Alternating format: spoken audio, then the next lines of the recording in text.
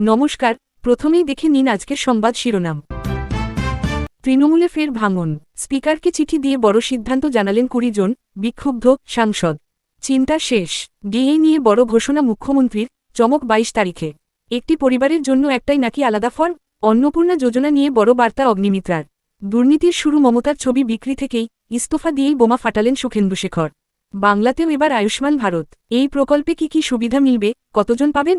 শতাব্দীর বাড়িতে শুভেন্দুর সঙ্গে চা চক্রে বিদ্রোহী সাংসদরা, এবার রাজ্যসভায় অপারেশন লোটাস। তৃণমূল আমলে সীমাহীন দুর্নীতি, 100 দিনের কাজে স্বচ্ছতায় জেলাশাসকদের করা নির্দেশ মুখ্য সচিবের। তৃণমূল কার্যালয়ে শাড়ির স্তূপ, অতিথিশালায় মিলল কন্ডোমের প্যাকেট। হুলস্থুল বাঁকুড়ায়, বিজেপি কর্মীকে খুন, স্কুলে বোমাবাজি। এবার গ্রেপ্তার নন্দীগ্রামের তৃণমূল নেতা। সরকারি জমি দখল করে তৃণমূলের অফিস। বুলডোজারের ভয়ে দেওয়াল থেকে ভ্যানিশ মমতার ছবি। লোকনাথ মন্দির তৈরি হবে ইসরায়েলেও। চাকলাধামে পুজো দিয়ে বড় বার্তা নেতানিয়াহুর উপদেষ্টার। বেইমান গদ্দার, হাওড়ায় তৃণমূলকে শেষ করার অভিযোগে অরূপ রায়ের নামে ব্যানার। ছবিতে জুতোর মালা। ঋতব্রত নাকি শোভনদেব, বিধানসভার বিরোধী দলনেতাকে জল গড়ালো হাইকোর্টে। যাদবপুরে জবরদখলে বুলডোজার অ্যাকশন, হাইকোর্টের দ্বারস্থ দোকানদাররা। আর লাগবে না অনুমতি, রাজ্যে তদন্তে সিবিআইকে ফ্রি হ্যান্ড দিল নতুন বিজেপি সরকার। বিধানসভা ভোটে ভরাডুবির পর কার্যত দুভাগে ভাগ হয়ে গিয়েছে তৃণমূল। রাজ্য বিধানসভায় বিরোধী দলনেতা পদ নিয়ে টানাপোড়েন ইতিমধ্যেই কলকাতা হাইকোর্ট অবধি গড়িয়েছে। এবার সংসদেও জোর ধাক্কা খেল জোড়াফুল শিবির। জানা গিয়েছে, এনডিএর শরিক হতে চেয়ে ইতিমধ্যেই লোকসভার অধ্যক্ষকে চিঠি দিয়েছেন তৃণমূলের 20 জন বিক্ষুব্ধ সাংসদ। তৃণমূলে জোর ধাক্কা, মিডিয়া রিপোর্ট বলছে, সোমবার ভূপেন্দ্র যাদবের বাড়িতে বৈঠকের পর অধ্যক্ষকে চিঠি দেন বিক্ষুব্ধ তৃণমূল সাংসদরা। জানা গিয়েছে, সেই চিঠিতে বলা হয়েছে তারা বিজেপিতে যোগদান করছেন না, তবে এনডিএর শরিক হতে চান। অর্থাৎ তৃণমূল কংগ্রেসেরই একটি আলাদা দল হিসেবে এনডিএর শরিক হতে চাওয়ার ইচ্ছা প্রকাশ করেছেন তারা। এদিকে অধ্যক্ষ ওম বিড়লা লোকসভায় নেই বলে খবর। একটি অনুষ্ঠানে যোগ দিতে অন্য রাজ্যে গিয়েছেন। তার অফিসে এই চিঠি জমা দেওয়া হয়েছে। শেষ অবধি বিক্ষুব্ধ তৃণমূল সাংসদদের এই চিঠি গৃহীত হলে তৃণমূলের সংসদীয় দল যে ভেঙে খান খান হয়ে যাবে তা আর বলার অপেক্ষা রাখে না। এখন প্রশ্ন হল, বিক্ষুব্ধ তৃণমূল সাংসদদের তালিকায় কাদের নাম রয়েছে? সূত্র মারফত জানা যাচ্ছে, কাকলি ঘোষ দস্তিদার, দেব, জুন মালিয়া, পার্থ ভৌমিক, শর্মিলা সরকার, অরূপ চক্রবর্তী, অসিত মাল, খলিলুর রহমান, শতাব্দী রায়, প্রসূন বন্দ্যোপাধ্যায়, কালীপদ সোরেনের নাম বিদ্রোহীদের লিস্টে রয়েছে। অন্যদিকে তৃণমূল নেত্রী মমতা বন্দ্যোপাধ্যায় ও দলের সর্বভারতীয় সাধারণ সম্পাদক অভিষেক বন্দ্যোপাধ্যায় এই মুহূর্তে দিল্লিতেই রয়েছেন। এদিন ইন্ডিয়া জোটের বৈঠকে যোগ দেন বাংলার প্রাক্তন মুখ্যমন্ত্রী। আর সেদিনই সামনে এলো দলে ভাঙ্গনের আরেক খবর। শেষ অবধি এই 20 জন সাংসদ এনডিএ শরিক হয়ে গেলে তা যে জাতীয় স্তরে তৃণমূলের জন্য বিরাট ধাক্কা হবে তা আর বলার অপেক্ষা রাখে না। বিজেপি সরকার গড়লে আসবে নয়া পে কমিশন, বাড়বে ডিএ। বিরোধী থাকাকালীন এমনটাই প্রতিশ্রুতি ছিল বিজেপির। এবার রাজ্যে পালাবদলের পর গেরুয়া শিবিরের কুর্সিতে বসতেই নিজেদের দাবি দাওয়া নিয়ে সরব হচ্ছেন রাজ্য সরকারি কর্মচারীরা। ইতিমধ্যেই রাজ্যে ঘোষণা হয়েছে 7ম পে কমিশন। তবে ডিএ বৃদ্ধি, বকেয়া নিয়ে কি আপডেট? সরকারি কর্মীদের এইসব প্রশ্নের মাঝে এবার বড় খবর দিলেন মুখ্যমন্ত্রী শুভেন্দু অধিকারী।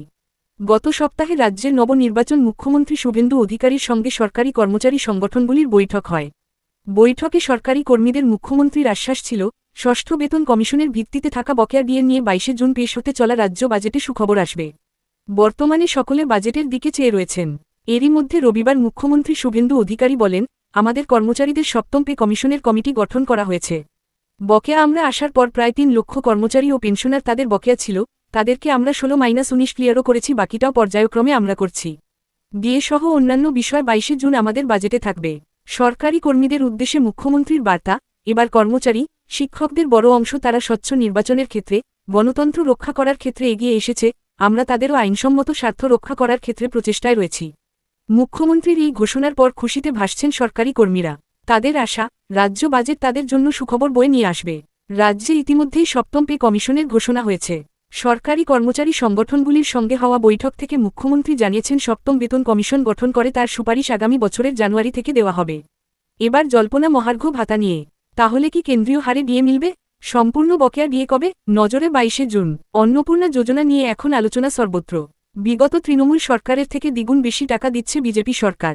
প্রতি মাসে 3000 টাকা করে মহিলাদের ব্যাংক অ্যাকাউন্টে সরাসরি ট্রান্সফার করছে রাজ্য সরকার। তবে ইতিমধ্যে টাকা ঢোকা শুরু হলেও অন্নপূর্ণা যোজনা নিয়ে আমজনতার মনে বিভ্রান্তি এখনও পুরোপুরি কাটেনি। তাই এবার উত্তরকন্যার সাংবাদিক বৈঠক থেকে এই বিষয়ে বড় বার্তা দিলেন মন্ত্রী অগ্নিমিত্রা পাল। অন্নপূর্ণা যোজনার ফর্ম নিয়ে বড় ঘোষণা অগ্নিমিত্রার। মন্ত্রী এদিন বলেন, অন্নপূর্ণা যোজনার আবেদন ফর্মে যাতে কোনো ঘাটতি না হয় সেদিকে নজর রাখতে হবে। সেই সঙ্গে তিনি আরও বলেন, একটি পরিবারের জন্য একটি আবেদন ফর্মই যথেষ্ট। আসলে বিভিন্ন জায়গায় একাধিক আবেদন ফর্ম সংগ্রহ করতে দেখা যাচ্ছে একজন মহিলাকে। এ নিয়ে বিশৃঙ্খলাও তৈরি হচ্ছে। তাই এই বার্তা অগ্নিমিত্রার। ফর্ম নিয়ে বার্তা। অগ্নিমিত্রা পাল বলেন, অন্নপূর্ণা যোজনার ফর্ম এমনভাবেই তৈরি করা হয়েছে যাতে একটি পরিবারের একাধিক যোগ্য মহিলা সদস্যের নাম এবং ব্যাংক অ্যাকাউন্টের তথ্য ফর্মে দেওয়া যাবে। ফলে শাশুড়ি, বৌমা, মেয়ে সবার তথ্য একটি ফর্মের মধ্যেই উল্লেখ করা যাবে। অযথা বেশি ফর্ম সংগ্রহ করলে অন্য আবেদনকারীদের সমস্যা হতে পারে। একটি পরিবারে কতগুলি ফর্ম? তিনি আরও বলেন, একটা পরিবারে একটি করেই ফর্ম যাবে। প্রত্যেক মহিলাকে আলাদা করে ফর্ম নিতে হবে না, কারণ ওই ফর্মের মধ্যেই একাধিক অ্যাকাউন্টের তথ্য দেওয়ার জায়গা রয়েছে। এই নির্দেশিকা মেনে চললে আগামীতে আবেদন প্রক্রিয়া আরও সহজ হবে বলে মনে করা হচ্ছে। প্রসঙ্গত, গত 5ই জুন থেকে শুরু হয়েছে অন্নপূর্ণা যোজনার অনলাইন আবেদন।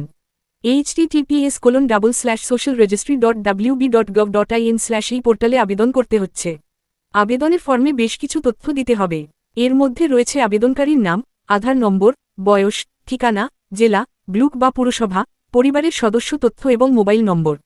এরপর দিতে হবে ব্যাংক অ্যাকাউন্টের তথ্য, যার মধ্যে থাকছে ব্যাংকের নাম, অ্যাকাউন্ট নম্বর এবং আইএফএসসি কোড। তৃণমূল কংগ্রেসের অন্দরে নতুন করে রাজনৈতিক জল্পনা শুরু হল বর্ষীয়ান নেতা সুখেন্দুশেখর রায়ের পদত্যাগকে কেন্দ্র করে। সোমবার তিনি রাজ্যসভার চেয়ারম্যানের কাছে নিজের ইস্তফাপত্র জমা দেন। শুধু সাংসদ পদ থেকেই নয়, তৃণমূলের সমস্ত সাংগঠনিক দায়িত্ব থেকেও সরে দাঁড়িয়েছেন তিনি। ইস্তফার পরই তৃণমূলকে নিয়ে বিস্ফোরক কিছু মন্তব্য করতে শোনা যায়। পদত্যাগের পর সাংবাদিকদের মুখোমুখি হয়ে দলের বর্তমান পরিস্থিতি নিয়ে একাধিক কড়া মন্তব্য করেন সুখেন্দুশেখর। তিনি বলেন, দল যেভাবে চলা উচিত, চলেনি। এত বড় বিপর্যয়ের পর যেভাবে বিশ্লেষণ করা দরকার ছিল, তা হয়নি। যারা নানা কমিটিতে রয়েছেন, তাদের মতামত নেওয়া হতো না। নিরুপায় হয়ে তা সত্ত্বেও অনেকে দাঁতে দাঁত চেপেছিলেন। মানুষ সরকারের প্রতি অনাস্থাজ্ঞাপন করেছে। মানুষ যখন অনাস্থাজ্ঞাপন করে তখন আমি বুঝতে পেরেছি দল জন্মন থেকে বিচ্ছিন্ন হয়ে গিয়েছে। দলের ভিতরে দুর্নীতির শিকড় অনেক আগেই গজিয়ে উঠেছিল বলেও দাবি করেন তিনি। 2011 সালে ক্ষমতায় আসার পরপরই ডেলো পাহাড়ে চিটফান্ড সংস্থার কর্ণধারদের সঙ্গে হওয়া বিতর্কিত বৈঠকের প্রসঙ্গ টেনে আনেন সুখেন্দুশেখর। পাশাপাশি মুখ্যমন্ত্রী মমতা বন্দ্যোপাধ্যায়ের ছবি বিক্রিকে ঘিরে অতীতের বিতর্কের কথাও উল্লেখ করেন।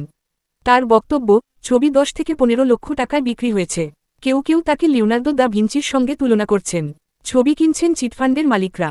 দুর্নীতি তো শুরু তখন থেকেই। দলে আদর্শ ছিল না, কর্মসূচি ছিল সিপিএমকে সরিয়ে ক্ষমতায় আসা আর লুটপাট করা। তা অবশ্য মানুষ কিংবা আমরা বুঝতে পারিনি। একটা সময় দুর্নীতি প্রাতিষ্ঠানিক চেহারা নিল। দলের অভ্যন্তরে শত নীতিবান নেতাদের গুরুত্ব ক্রমশ কমে গিয়েছিল বলেও আক্ষেপ প্রকাশ করেন তিনি।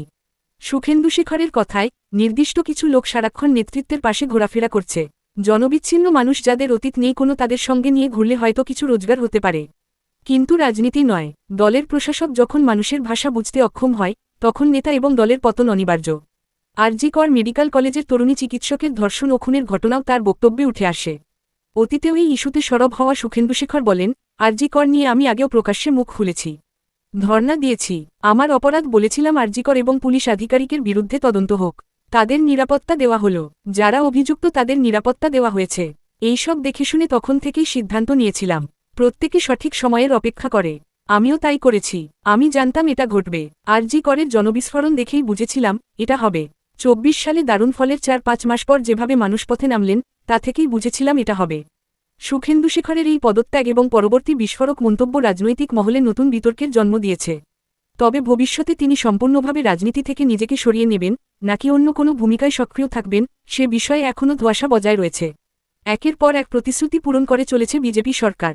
এবার আয়ুষ্মান ভারত প্রকল্পে জুড়ল পশ্চিমবঙ্গ। সোমবার রাজধানী দিল্লির বিজ্ঞান ভবনে মৌ স্বাক্ষরিত হয়েছে। এরপরেই এই প্রকল্পে কি কি সুবিধা পাওয়া যাবে, কত মানুষ সুবিধা পাবেন, সেই বিষয়ে ঘোষণা করেন রাজ্যের মুখ্যমন্ত্রী শুভেন্দু অধিকারী। আয়ুষ্মান ভারতে কি কি সুবিধা মিলবে? মুখ্যমন্ত্রী এদিন বলেন, বাংলার 1,43,00,000 পরিবারের 6.5 কোটি মানুষ আয়ুষ্মান ভারতের সুবিধা পাবেন। এই প্রকল্পে 5 লাখ টাকা অবধি বিনা ব্যয়ে চিকিৎসা পাওয়া যাবে।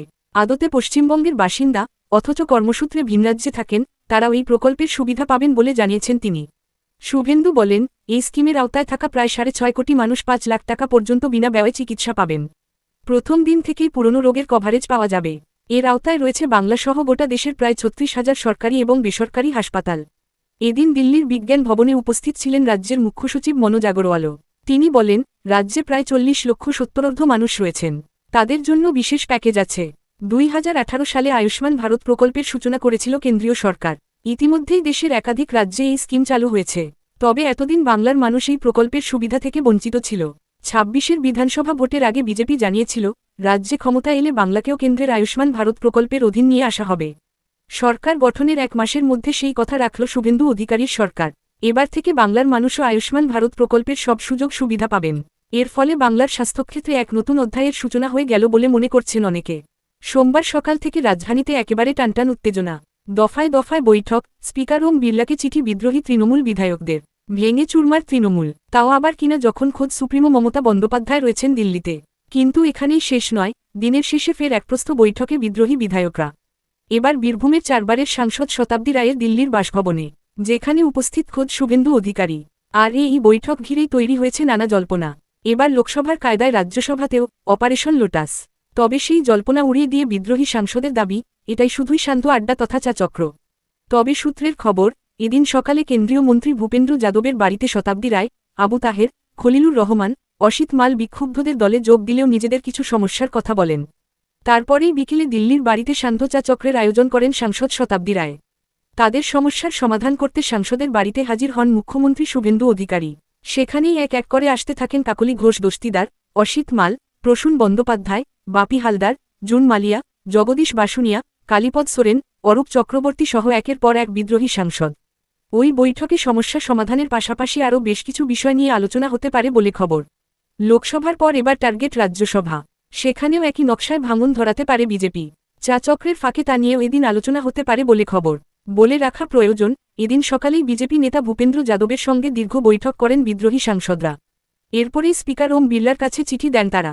বিজেপির নেতৃত্বাধীন জোট এনডিএতে যোগ দিতে চেয়ে এই চিঠি দেন ২০ জন সাংসদ। রাজনৈতিক মহলের ব্যাখ্যা, বিদ্রোহীদের বিরুদ্ধে দলত্যাগ বিরোধী আইনে পদক্ষেপ করার দাবি তুলতে পারবেন না তৃণমূল। কারণ এই পদক্ষেপ এড়াতে বিদ্রোহীদের ২/৩ সমর্থন প্রয়োজন। কিন্তু এর থেকে অনেক বেশি সাংসদ সংখ্যা রয়েছে বিদ্রোহীদের সঙ্গে। এক্ষেত্রে বলে রাখা প্রয়োজন, তৃণমূলের ২৮ জন সাংসদ লোকসভায়, এর মধ্যে ২০ জনই বিদ্রোহী। রাজ্যে ১২৫ দিনের কাজের প্রকল্পে স্বচ্ছতা বজায় রাখতে জেলাশাসকদের করা নির্দেশিকা পাঠাল রাজ্য সরকার। নবান্নের সুস্পষ্ট নির্দেশ, Mahatma Gandhi national rural employment guarantee scheme বা MGNREGS প্রকল্পের বাস্তবায়নে আগের থেকে অনেক বেশি সতর্ক থাকতে হবে জেলাশাসকদের। সোমবার মুখ্যসচিব জেলাশাসকদের এই নির্দেশ পাঠিয়ে জানিয়েছেন, জেলাশাসকদের দায়বদ্ধতার পাশাপাশি স্বচ্ছতা বজায় রাখতে দফায় দফায় নজরদারি চালাতে হবে। তৃণমূল আমলে সীমাহীন দুর্নীতি হয়েছে বলে অভিযোগ।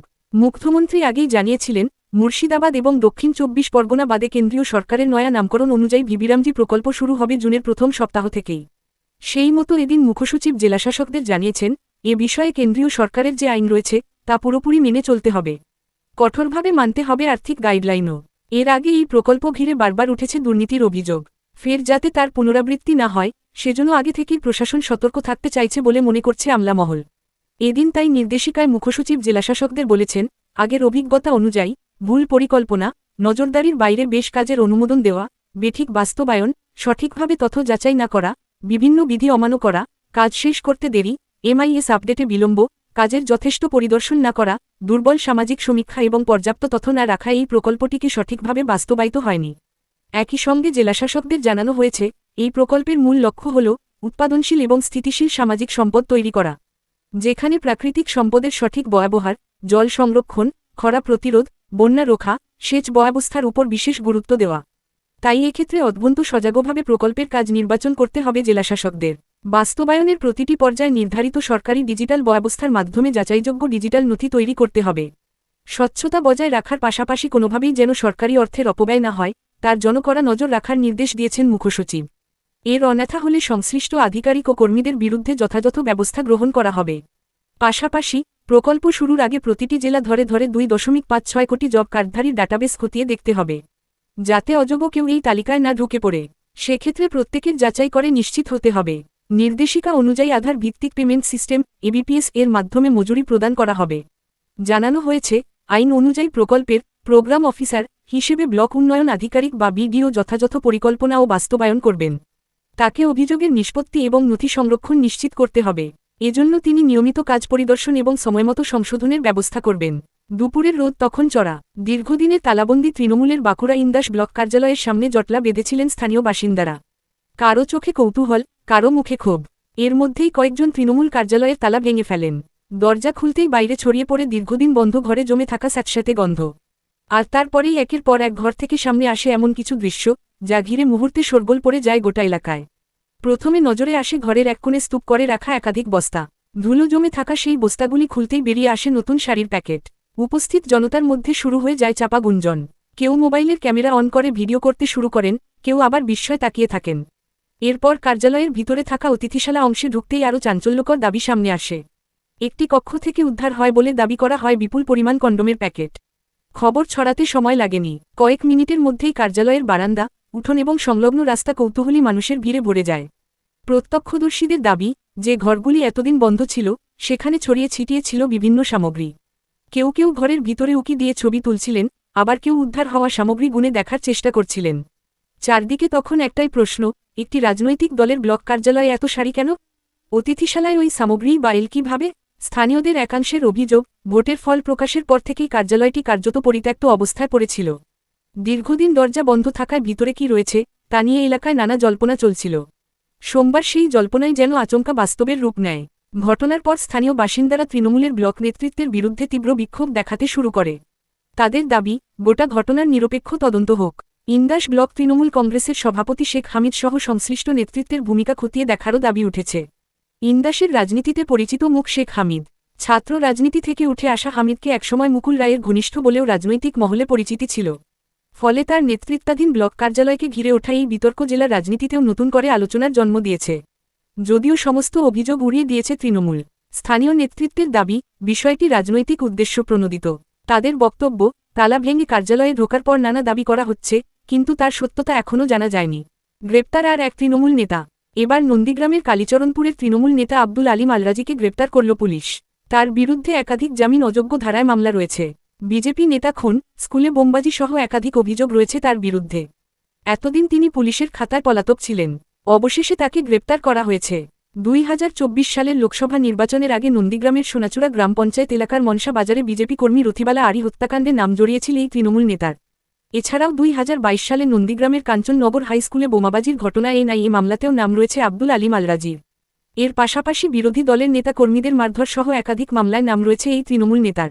পুলিশের খাতায় দীর্ঘদিন থেকে ফেরার ছিলেন তিনি। অবশেষে তাকে ধরল পুলিশ। যদিও কোন মামলায় তাকে গ্রেপ্তার করা হয়েছে তা এখনও স্পষ্ট নয়। নন্দীগ্রাম বিজেপির মণ্ডল 2 সভাপতি সুদীপ দাস জানিয়েছেন, আব্দুল আলিম আলরাজি সব নির্বাচনের আগে বোমা, বন্দুক নিয়ে বুথ দখল করত। এছাড়াও বিজেপি কর্মী খুন ও স্কুলে বোমাবাজির ঘটনাতেও তিনি যুক্ত ছিলেন। এই গ্রেপ্তারের জন্য নন্দীগ্রাম থানার আধিকারিকদের ধন্যবাদ জানান বিজেপি নেতা। পালাবদলের পর দুর্নীতি, তোলাবাজি, মারধর সহ বিভিন্ন অভিযোগে রাজ্যজুড়ে ধরপাকড় শুরু করেছে পুলিশ। এই সব ঘটনায় একাধিক তৃণমূল নেতাকে গ্রেপ্তার করা হয়েছে। এবার সেই তালিকায় জুড়ল নন্দীগ্রামের তৃণমূল নেতা আব্দুল আলিম আলরাজির নাম।